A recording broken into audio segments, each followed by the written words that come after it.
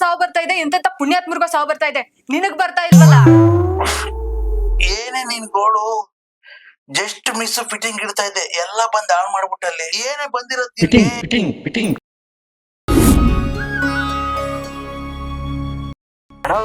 ನೀನ್ ದಿನಕ್ಕೆ ಒಬ್ರಿಗಾರ ಫಿಟ್ಟಿಂಗ್ ಇರ್ಲಿಲ್ಲ ಅಂದ್ರೆ ತಿಂದಿರೋದು ಅರ್ಗದಿಲ್ವಾ?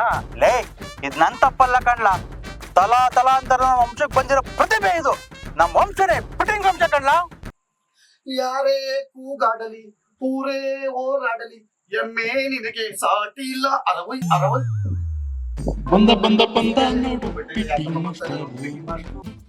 ಈಗ ನಿನ್ ನಾಟಕ ನೋಡ್ಬೇಕನ್ಲ? ನೋಡ್ಬೇಕು. ನೋಡ್ತೀಯಾ? ಎಲ್ ನೋಡ್ತೀಯ ಹೇಳು? ಎಲ್ಲಿ? ಅಲ್ಲಿ ನೋಡಲಿ ಗೌಡ.